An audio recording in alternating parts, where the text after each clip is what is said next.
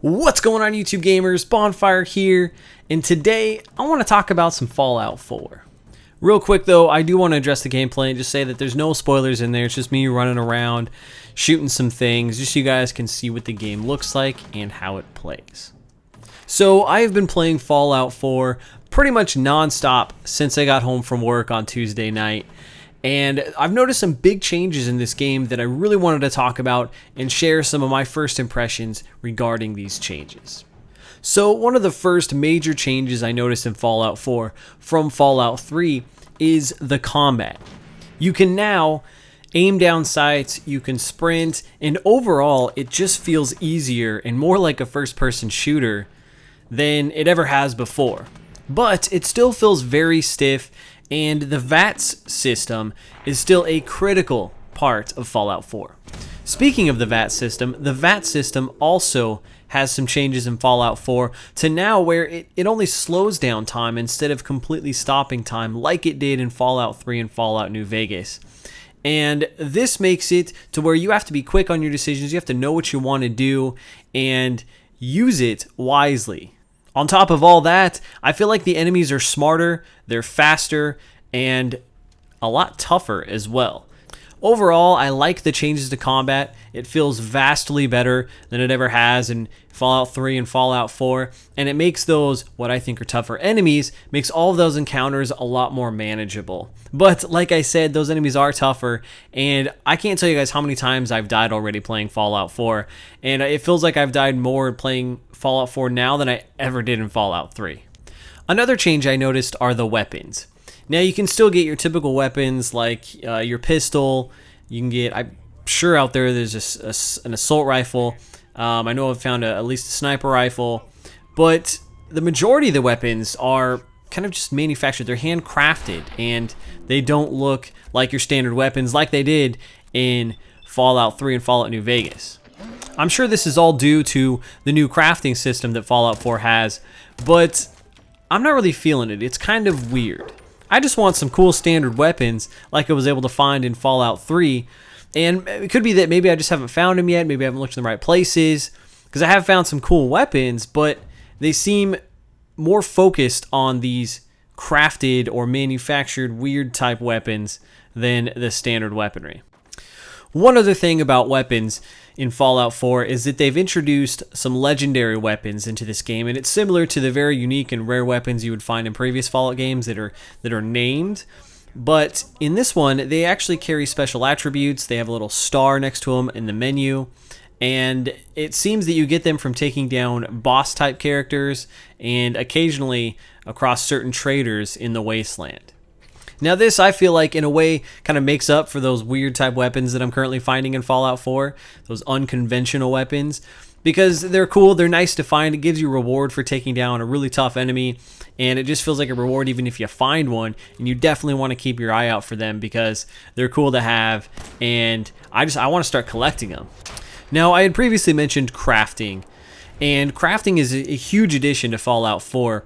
And there's crafting tables all over the Wasteland. You'll find them in cities, you'll find them in settlements, and this is a big emphasis in this game. Now, there are different types of crafting tables, and you can craft to modify your armor, you can craft to mod your weapons, you can even use a chemistry table to create chems and potions and things like that, as well as you can find little cooking stations to mix ingredients and kind of create concoctions and cook various types of meat. Now, I know cooking isn't new to Fallout, but overall this crafting system is totally new to Fallout. Now, the crafting in this game is kind of bittersweet for me, and I'm sort of left with some mixed emotions so far with it, because on one hand, I like the fact that I can really modify my weapons, and I can have a couple weapons that I do spend all my resources and modify to make them just really badass, and that aspect's really cool. But the other thing I don't like about it is that, one, it's really hard to craft stuff, at least in my opinion, and maybe it gets easier as you progress through the game, but you gotta just scavenge like everything and look for certain items, and there's a lot of different little pieces that you need to craft stuff, and I haven't really been able to craft stuff very much, so maybe that's kind of why I'm left a little bitter about it. But the other thing is that I kind of feel like this crafting system has replaced the weapon conditions and being able to repair weapons that Fallout 3 and Fallout New Vegas had. And this kind of bums me out because in previous Fallout iterations, when you had to repair your weapons, it made you more conscious of how often you use certain weapons. It forced you to use a variety of weapons, and you always had to work to repair that weapons. Yeah, it could get a little annoying at times, but I felt like it added a whole new survival element to the game. As with now, when you can just craft, none of your weapons ever deteriorate. You can use them forever and ever, and you just modify them. So you kind of just stick to a couple weapons, and you could use those probably the entire game. So it takes that element away, and that's one thing I really don't like. The other really big crafting aspect that they've added in Fallout 4 is this whole settlement builder. And this is where you can open up a workshop, and whatever area your settlement is in, you can create furniture, buildings, decorations. You can build different desks and chairs and all kinds of things to create your own settlement. And on top of that settlement, you have to keep people happy. You can attract people to it. You got to give them food, water, and it's almost like their mobile game Fallout Shelter in Fallout 4. And in many ways, it's basically Fallout 4 meets The Sims. Now, this new settlements builder thing, I'm not really fond of. I don't really like it. Because for me, Fallout's all about exploration. It's all about doing those quests and seeing what this world has to offer. That's what makes Fallout so special. That's what makes Fallout what it is. And this new element, it's not a bad thing at all. It's just, it's not what I want to do.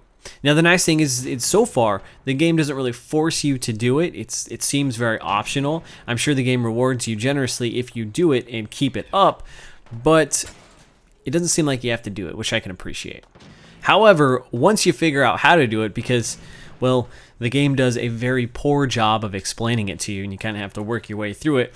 But once you do finally figure it out, I can see where people are going to spend a lot of time and create some really cool things with this. Because, I mean, you can make all kinds of crazy contraptions, and that's exciting. And I think that'll be a really fun factor once you're kind of done with the main story and done a lot of the main quests that Fallout has to offer. It's always something to go back to and kind of work on, which I think is cool. The last major change I wanted to cover is the leveling system, because it's completely different than Fallout 3 and Fallout New Vegas.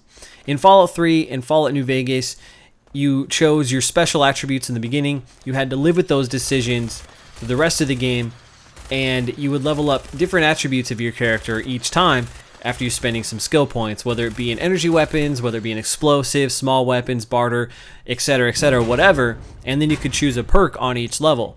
Now you level up that specialing system, and you spend points in each of those different special attributes, and from there you kind of, I think you get perks, and you kind of can unlock different levels of that special characteristic to further develop different parts of the game, like, you know, big weapons, pistols, lock-picking abilities, and so on. And that's also why in every copy of Fallout 4, you get a copy of the leveling poster that goes over each of the special characteristics and each level of those characteristics, and you can kind of decide how you want to level up your character.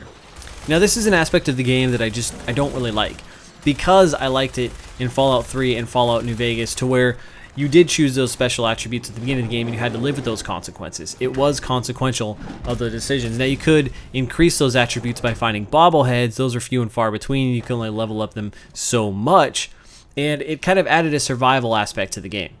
As with now, that isn't there, and you can level up, you can balance out your character, which could be good in some areas, but I liked having to live with those decisions. Additionally, the game does a terrible job of explaining the leveling system. Probably one of the reasons why I dislike it, on top of what I just said, but it's just, I feel like it's more confusing than the previous leveling system. Though in some areas it is simpler and you can balance out your character, but I just don't know why they did that. Now, overall, despite all of these changes, some good, some bad, I'm still really enjoying Fallout 4. I thought the intro was really awesome. It had me hooked from the beginning. I'm excited to see where the story goes, excited to see what else is out in the wasteland, and I cannot wait to play some more.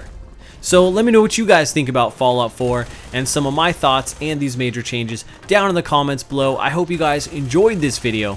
And until next time, I'm Bonfire, and I will see you online.